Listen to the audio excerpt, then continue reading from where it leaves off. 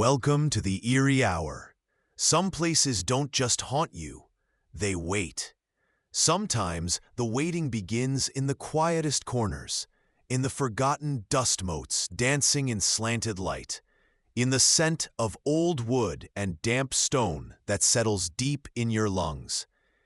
It's a patience that outlasts the people who pass through, an ancient stillness that holds its breath just beneath the surface of everyday life. This hour, we explore one such waiting place, a space where the mundane cracks open to reveal the strange logic that lies beneath, where the familiar sounds shift and reflections become uncertain allies. If you enjoy descending into the strange and the forgotten, don't forget to like and subscribe and share your theories below. Now let's begin. But remember, once the story starts, something always follows. The air in the small apartment hangs heavy and still, carrying the scent of years, a faint, musty perfume of damp plaster and settled dust, overlaid with the sharper, metallic tang of aged plumbing. You are new here. Everything is a little off-kilter, a little loose. The floorboards beneath your feet creak with each step, a rhythmic complaint that seems to echo the building's weary bones. You unpack slowly, finding homes for familiar things in unfamiliar spaces. Life settles, a new, quiet routine, establishing itself in the persistent hush, broken only by the building's constant low murmur. The bathroom is particularly small, a cramped space dominated by a clawfoot tub, stained with the faint memory of countless baths and a pedestal sink of chipped porcelain. The mirror above it is large and framed in dark wood, reflecting back the tired lines around your eyes and the unfamiliar angles of the room. Initially, it's just a bathroom, a place for simple, necessary tasks. Then, the sound begins. It comes from the sink drain, a low, wet gurgle. Not the rapid, sputtering sound of air trapped in pipes, but something slower, deeper. It sounds like water struggling against resistance, or perhaps something else moving beneath the surface. At first, you dismiss it. Old buildings have old pipes. They make noises, strange noises sometimes. You turn the faucet on and off, hoping to flush it away, but the gurgle returns moments after the water stops, a soft, insistent note in the quiet room. It is irregular, not tied to the flow of water anywhere else in the apartment. It is just there. The sound persists, a low, wet punctuation mark in the bathroom silence. You catch yourself listening for it, the sound becoming distinct, recognizable. While washing your hands, you stare into the basin. The water swirls down, and for a split second, the surface seems to hold an unnatural stillness before it's sucked away. Or perhaps it's just a trick of the light or your tired eyes. You glance up at your reflection in the mirror. The frame is old, heavy. Your own eyes stare back, a little too wide. In the periphery, just beyond the edges of your reflection, is there a fleeting movement? A shadow that doesn't match your own? You blink, and it's gone. Just the old mirror, the still room, the persistent, wet gurgle from the drain. A subtle, cold spot seems to hover near the sink, regardless of the room's overall temperature. You rub your arms, attributing it to the draftiness of an old building. But the chill feels specific, localized to the porcelain basin and the metal fixtures. Leaning closer to the sink, straining to hear the gurgle, it seems to deepen, the sound shifting, becoming less like water and more resonant, like a faint exhaled breath. A sigh, perhaps, but impossibly low, impossibly wet, as if something unseen is exhaling into the very pipes. The mild irritation you first felt curdles into something cooler, something that prickles the back of your neck. The bathroom, once just a room, now feels like a threshold. The drain, a watchful eye. The soft gurgle from the sink drain does not recede. Instead, it grows. It is no longer merely the sound of trapped air or settling water. There is a rhythm to it now, a cadence that catches the ear. You lean closer, head cocked, listening. The gurgling shifts, thins, and then, undeniably, resolves into sound that mimics speech. Faint whispers rise from the dark aperture, watery and distorted, like voices speaking from a great depth or across an impossible distance. They are indistinct, a murmuring chorus, but they are present, a secret held just beyond comprehension.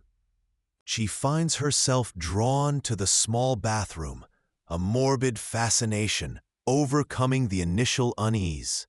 Time warps near the porcelain basin. Minutes bleed into an hour as she hovers, straining to decipher the faint sounds. Are they words? Names? Or just the plumbing playing cruel tricks on a tired mind? The compulsion to listen is intense, a desperate need to understand what should not be there. But with the fascination comes a creeping dread. Sometimes, she avoids the room altogether, heart pounding in her chest simply at the thought of what might be listening back from below. The drain, a simple hole before, is now an eye into something else, something cold and damp and waiting. The air in the small room is different now. It hangs heavy and still, noticeably colder than the rest of the house, a chill that has nothing to do with the weather outside. There is a scent, too, subtle but persistent, a faint metallic tang, like old coins or damp earth mixed with something else, something vaguely coppery. It prickles at the back of the throat. You look up into the mirror, a brief fearful glance checking over your shoulder before returning to the drain. But in that fleeting instant, something shifts. Your reflection stares back, and for a fraction of a second, its posture doesn't quite match yours. A shoulder seems to slump, an arm hangs differently, or perhaps it's the expression, a subtle twist of the lips, a different light in the eyes, an emotion you weren't feeling. It is gone as quickly as it appears, leaving a residue of profound unease. She blinks, looks again. The reflection is perfectly still, a mirror image, a faithful duplicate. Yet the doubt lodges itself deep within. Did you really see that? Or is the strain, the lack of sleep, the strange sounds finally fracturing something inside your head? The mirror is no longer just a surface. It feels like a barrier, and the face looking back isn't entirely your own anymore. It watches the drain too. It feels like it knows what you are listening for, perhaps even better than you do. The whispers seem to deepen slightly when you meet its gaze. Are they calling you or warning you? You cannot be sure if the sounds are in the pipes or in your own mind, and that uncertainty is a colder chill than the bathroom air. Welcome to the eerie hour. Some places don't just haunt you, they wait. An old house settles, breathes, its pipes hum and sigh, like the breath of something ancient held deep within stone and earth. Sometimes, late at night, when the world outside goes quiet, the sounds within begin to shift. A drip that isn't water, a groan that isn't wood. They call you closer, to the places you usually avoid. The forgotten bathroom on the landing, the one with the porcelain sink like a yellowed shell, and the mirror that hangs just a little crooked. You find yourself standing there, drawn by a sound that shouldn't be. A faint, rhythmic scrape or whisper rising from the drain. Too steady, too deliberate to be the house settling. It's a tiny thread of wrongness pulled taut in the silence, and it demands attention. You lean closer, head tilted, listening to the porcelain throat of the sink. A dark, echoing mouth in the dim light. The reflection in the dusty mirror stares back, unmoving. Just you, caught in the quiet. This is where it begins, in the pause between one heartbeat and the next, in the space where expectation yields to something else entirely. The air grows heavy, thick with the scent of damp stone and something else, something vaguely metallic and old. It feels as if the house itself is holding its breath, listening with you. And in the drain, the sound continues, subtle, persistent, like fingers tapping on bone, miles below the earth. If you enjoy descending into the strange and the forgotten, don't forget to like and subscribe, and share your theories below. Now let's begin. But remember, once the story starts, something always follows. The subtle sound has sharpened. It is no longer just a scrape, but a distinct, low gurgling, like thick liquid being drawn through a narrow passage, accompanied by that persistent scrape. It's louder now, undeniable, emanating solely from the dark circle of the sink drain. You stand before it, the cool porcelain pressing against your fingertips as you lean in. The gurgle stops, then starts again, faster this time, punctuated by a soft, wet plap. It sounds vaguely biological, unsettlingly alive. You turn the tap, letting water rush down the drain, hoping it will wash away the sound, clear whatever is lodged inside. But the gurgling persists beneath the rush of water, a steady counter-rhythm that makes the normal sound of running water feel alien and wrong. When you shut the tap off, the gurgling rises again, louder than before, almost conversational. And then a soft thump echoes from deep within the pipe, followed by silence. You hold your breath, waiting. In the mirror, your reflection seems unnaturally still. Its eyes are fixed on the drain, just like yours, but there is a tension in the reflected jaw, a slight widening of the eyes that you aren't consciously making. It's a flicker of expression, gone as quickly as it appeared, leaving only the familiar wide-eyed face staring back. But the feeling lingers, that you are not alone in this quiet room. The air smells faintly of old copper and stagnant water now, thick and unpleasant. A prickle of fear starts at the base of your neck, spreading like icy fingers. Is it just the old pipes? Just the house settling? Or is there something else listening? Something that responds to the silence? The drain remains a dark, silent mouth, but you feel a growing certainty that it has just spoken. The whispers from the drain are no longer just whispers. They are voices, distinct and horrifyingly clear. They speak your name, not just a name, but yours, specific and unmistakable, rolling out of the porcelain throat. Then they begin to list things. Private fears you've never spoken aloud. Anxieties that live only in the dark corners of your mind. They mention moments of past mistakes, small shames buried deep, things you thought were long forgotten or that no one else could possibly know. The lie you told about the broken vase, the way you left the door unlocked that night, the fear of the water, deep and dark. The voices overlap, a cacophony of whispers, some hissing, some almost cajoling, others sharp with malice. They seem to argue amongst themselves, brief, indecipherable clashes of sound, before refocusing on you, their unsettling knowledge a spotlight. They center around the sink, urging you closer. Look down. See what's here. Remember the gray water. They begin to issue strange commands. Lean in closer. Put your ear to the drain. Look in the mirror now. You obey, your body moving with a chilling lack of resistance. Your reflection in the mirror is no longer merely still, it is actively disturbing. As you lean forward, it hesitates, then mimics your movement with a sickening delay, like a poorly synchronized echo. Sometimes, its face twists into an expression of pure distress or cold malice that doesn't match your own at all.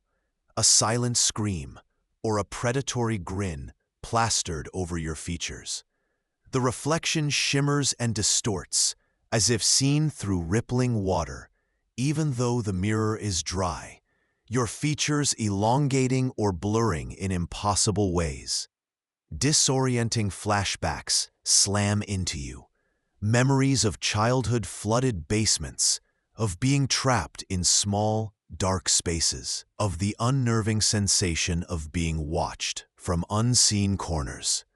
These memories are jumbled, corrupted, overlaid with the sound of dripping or the dark glint of water. The voices from the drain blend with these fractured memories, making it impossible to tell where the external horror ends and the internal one begins. The water in the sink, though the tap is off, seems warmer now, then suddenly colder, regardless of any physical control. The visual horror of the distorted reflection, combined with the voices that know your deepest secrets, shatters the last pretense of reality. Full-blown paranoia sets in, a desperate certainty that the house, the sink, the voices are feeding on your past, twisting your identity. They mention specific things now: a blue toy boat, a scratched wooden floor, hinting at a connection between this horror and something concrete, something perhaps hidden within the walls of this place. Are the memories yours, or are they being implanted, woven into a new, terrible tapestry?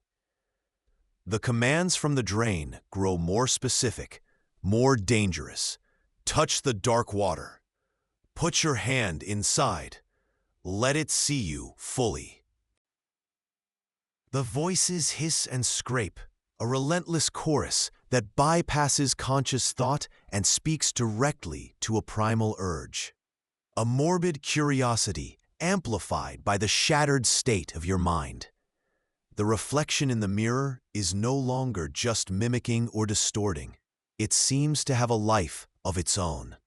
As you resist a command, it smiles, slow and cruel. When a particularly sharp voice from the drain cuts through the air, the reflection winces, a shared pain, or perhaps a momentary break in its control.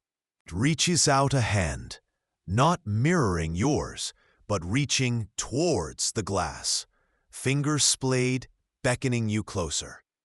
The flashbacks are no longer just images. They are sensations, smells, sounds. The metallic scent of old water fills your nostrils, even away from the sink. You feel the cold press of stone against your back, the panic of a door handle that won't turn. These moments are interwoven with the present, blurring the edges of reality until you're not sure if you are standing in the bathroom now, or if you are back there, wherever there is, trapped and observed. The water level in the sink seems to fluctuate on its own, sometimes pooling higher than you expect, sometimes draining away with an impossible speed, leaving the porcelain dry and echoing. The surface of the water, when it's present, looks strangely dark, thick, and still, like ink.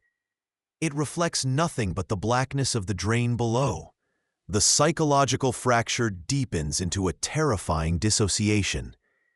You watch your hands reach towards the sink, guided by the insistent voices as if they belong to someone else. The reflection's smile widens. It knows you are losing control. Remember the key. A voice from the drain, clear and sharp, cuts through the others, mentioning an object you haven't thought of in years. An object connected to one of the darker, jumbled memories. What does it mean? The water in the sink gurgles in response, a sound of satisfaction.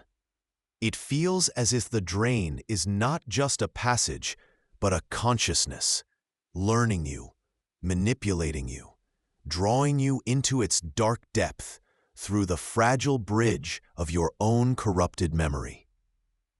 The reflection is no longer just yours. It is something else looking out, wearing your face like a mask. Okay, the commands from the drain converge on one terrifying instruction. Look into the water. See yourself. The voices are a fevered chant, pressing in on all sides, inside your head and out of the pipe. You lean over the sink, your reflection leaning with you, its eyes wide and fixated not on you, but on the dark surface of the water pooling in the basin. The water is unnaturally still, opaque, reflecting nothing but a void. Yet, as you stare, the surface begins to shimmer, not with ripples, but with images forming within it, like photographs developing in black liquid. They are the jumbled memories, clearer now, sharper, but horrifyingly distorted. The blue toy boat floats on murky water, but there's a hand reaching for it from below. The scratched wooden floor is the floor of a small, dark room, and you are cowering in the corner. And always the feeling of being watched. The reflection in the mirror above the sink is no longer a delay. It is synchronized with chilling precision, except its face is a mask of terror or ecstasy, depending on the memory being shown in the water. Its eyes plead or gleam with predatory light.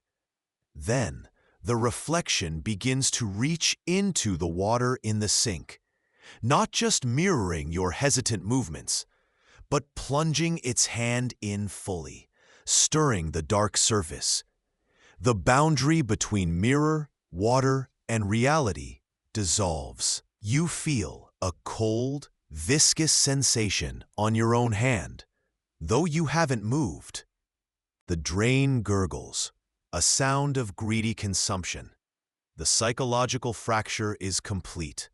You are no longer sure which side of the glass is real, which reflection is the true self, or if any self remains outside of the corrupted memories and the echoing commands. The sink is a vortex, the mirror a window into somewhere terrible, and you are caught between them, your identity dissolving like sugar in water. It remembers you. The voices from the drain say, a final, definitive statement that erases any doubt.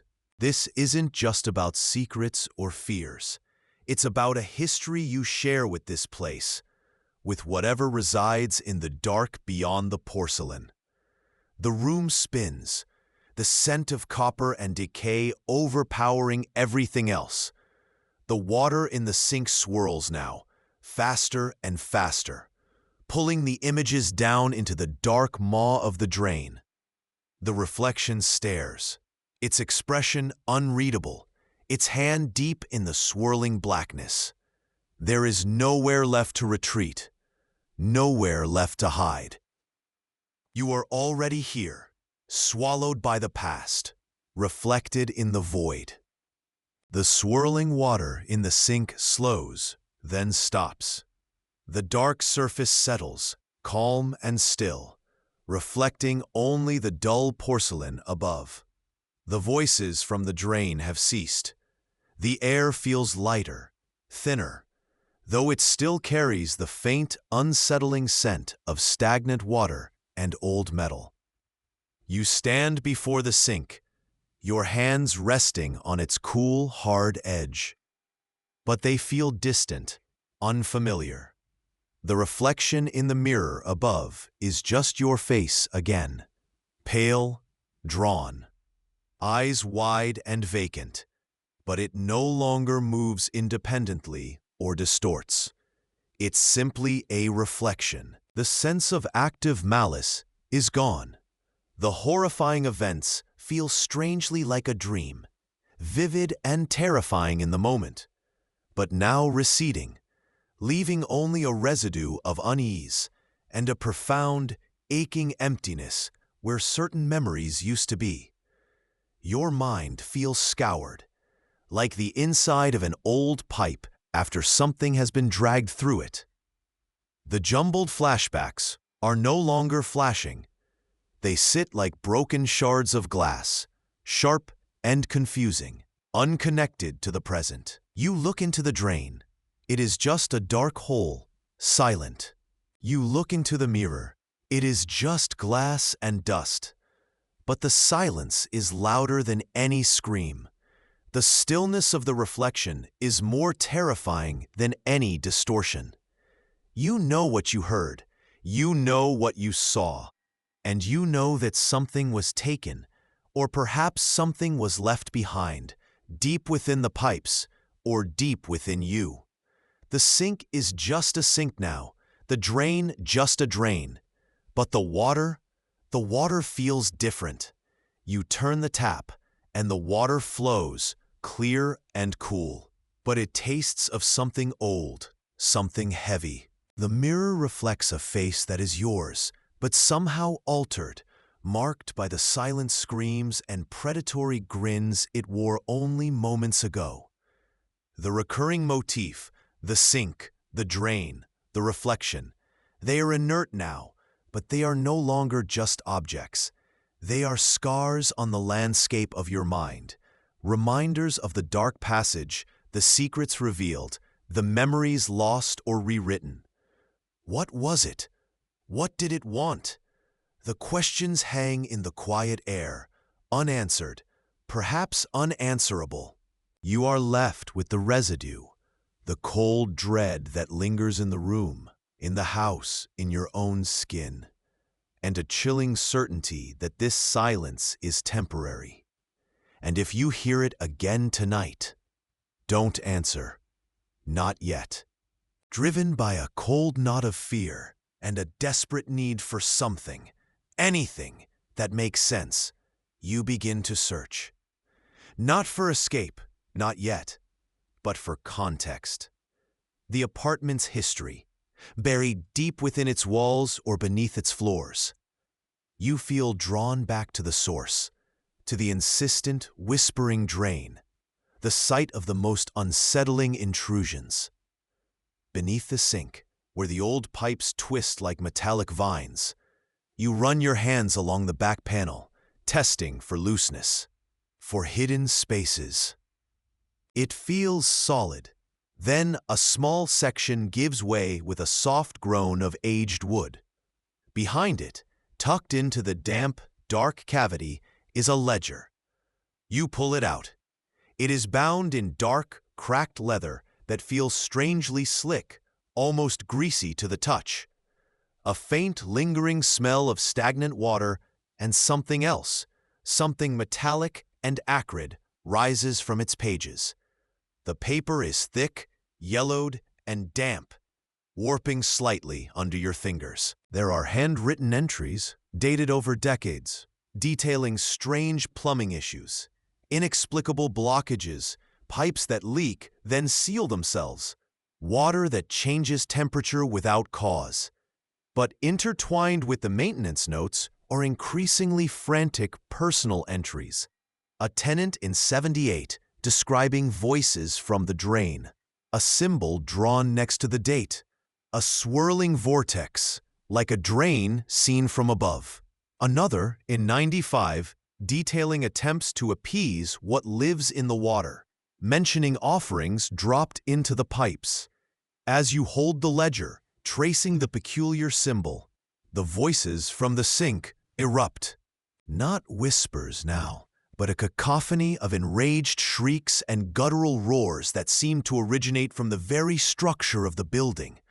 The air temperature plummets instantly, the cold sharp and biting. Doors slam shut throughout the apartment with violent force. The floor beneath your feet trembles. Objects on shelves rattle and fall. It feels like the apartment itself is fighting you, animated by the entity you have just exposed in its own history. You clutch the ledger tighter, its damp pages sticking to your hand, the acrid smell intensifying. The horror you felt before was born of ambiguity, of questioning your own sanity. Now, it is the sheer terror of validation. The strange reflection seen in the drain, the pull of the water. It is all real, recorded, and ancient. This ledger is not just proof. It is a lifeline to understanding, or perhaps a map leading deeper into the abyss. You stare at the drawing of the swirling vortex, wondering what the previous tenants truly saw, looking back at them from the dark water, and whether their attempts to placate it ever worked, even for a moment. The voices rage, the apartment shakes, but you cannot look away from the ledger. It holds the history, the warnings. It tells you that you are not alone in your terror, but that offers little comfort now. Something has been here, waiting for a very long time. The whispers are gone now, replaced by a chorus, a low, insistent murmur that vibrates not just in your ears, but in your bones, pushing you toward the porcelain basin. Closer, they chant, 100 voices merging into one resonant command. Lean closer, touch the water. Your feet shuffle forward, seemingly of their own accord, though a part of you screams resistance. It's not you controlling this movement. It's the sound. The space itself, bending, pulling. The air around the sink is suddenly frigid, biting cold despite the room's temperature, carrying a faint, acrid smell, like rust and something sickly sweet, decay trying to disguise itself. You feel a palpable tug at your center, a dizzying nausea as the edges of your vision seem to stretch and shrink, the walls of the bathroom breathing inwards. Your reflection stares back, but it is no longer you. Its face is a mask of pure malice, or perhaps desperate terror, twisted into a rictus grimace. It lunges forward within the glass, hands flattening against the barrier, leaving phantom streaks like muddy prints. Look down, the chorus insists, louder now, a roaring tide. Look into the drain. See what waits. You fight it, every muscle screaming, but the pull is relentless, like standing on the edge of a cliff with an unseen force at your back. Your gaze is dragged downwards, past the dripping faucet, towards the dark, circular void. It feels vast, deeper than the pipes could possibly reach, a swirling pupil staring back. The reflection's contorted face is now pressed against the glass directly below yours, whispering unheard obscenities, its eyes wide and vacant, mirroring the drain's emptiness. It is time. The voices hiss from the metal, the ceramic, the water. Join us. It is just a drop, just a breath in the water, just a hand against the porcelain. The unspoken suggestion hangs heavy, thick with implication. It feels like a part of you is already gone, lost in the glass or halfway down the pipe. And this final step is merely acknowledging the inevitable. This struggle is not just external anymore. It is within. Which hand belongs to you? Which thought is your own? The drain beckons, a dark mouth promising oblivion, and the reflection in the mirror smiles with teeth that are not yours.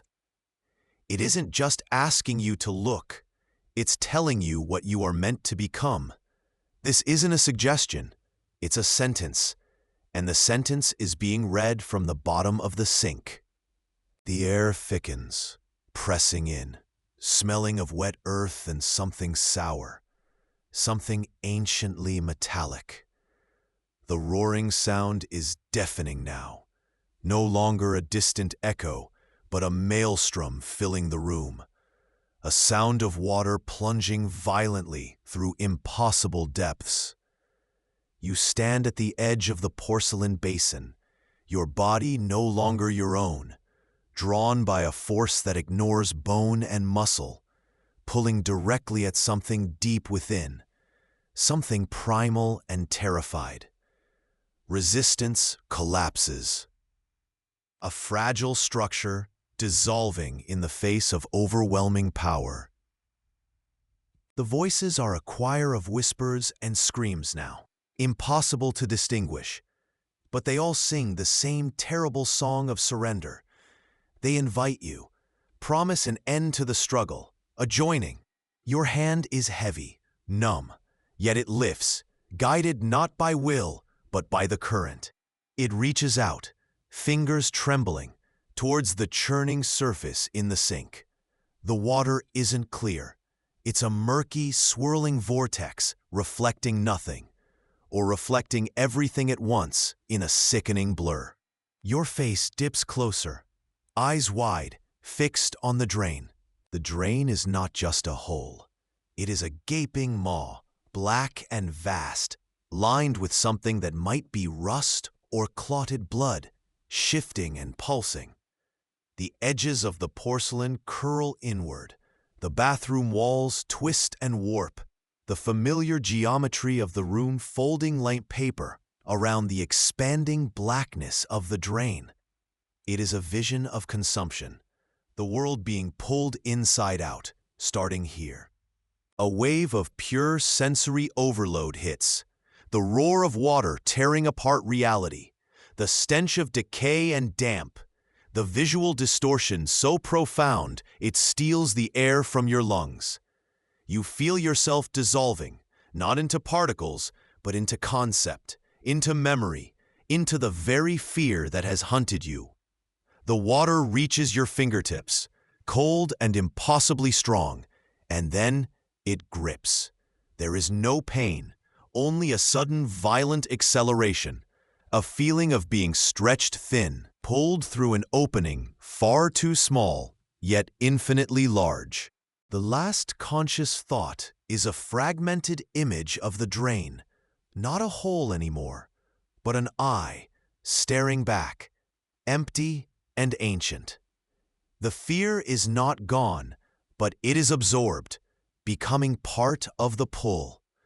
What remains is not a choice, but an absorption. You are drawn forward, into the roaring blackness, leaving the fragile shell of form behind. The physical presence ceases. The room is empty. The vanishing is complete. You are gone. Epilogue.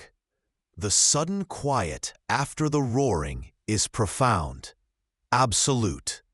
The bathroom stands silent, the air settling, carrying only the faint, persistent smell of dampness, like old stone or forgotten earth. Weeks later, the apartment is discovered, empty. No forced entry, no sign of struggle, no overturned furniture, no blood. Just vacant. Possessions remain, undisturbed. Clothes in the closet, dishes in the sink, a book face down on the nightstand. The bathroom appears perfectly ordinary. The porcelain sink gleams under the light from the small window, clean, innocent. The drain is just a metal grate over a dark pipe, nothing more. The questions begin quietly, then grow louder. The authorities list it as a missing person case. Baffling, unexplained. Friends and family speak of stress, of withdrawal, hinting at a possible breakdown, a sudden flight from life. Madness seems the most logical explanation, a mind finally fracturing under invisible pressure, leading to a quiet disappearance, an abandonment of self and place. But the lingering dread for those who knew, who saw the subtle shifts, persists. Was it just a descent into mental illness? A walking away into the anonymity of the world? Or was something else at play? Was something ancient, something terrible, truly waiting in the hidden places beneath the foundations, flowing through the veins of the house? Was something consumed? The apartment sits empty for a time. Then perhaps new tenants arrive, drawn by the low rent, oblivious to the quiet vacancy that's settled here. The house stands, ordinary on the street, holding its secrets close. Sometimes, on a particularly quiet night, when the pipes settle or the plumbing in a nearby unit gurgles, there's a sound that seems too deep, too resonant, a sound that doesn't quite fit. Or maybe it's just the way the streetlight catches the standing water in a pothole, mirroring the distorted world. Or the brief, almost imperceptible flicker in a reflection caught in a window pane, like something just passed by inside the glass. The horror is not contained. It waits, flows, connects through unseen channels, a cycle ready to begin anew with the next unsuspecting soul. What truly flows through the pipes beneath our homes? And if you hear it again tonight, don't answer. Not yet.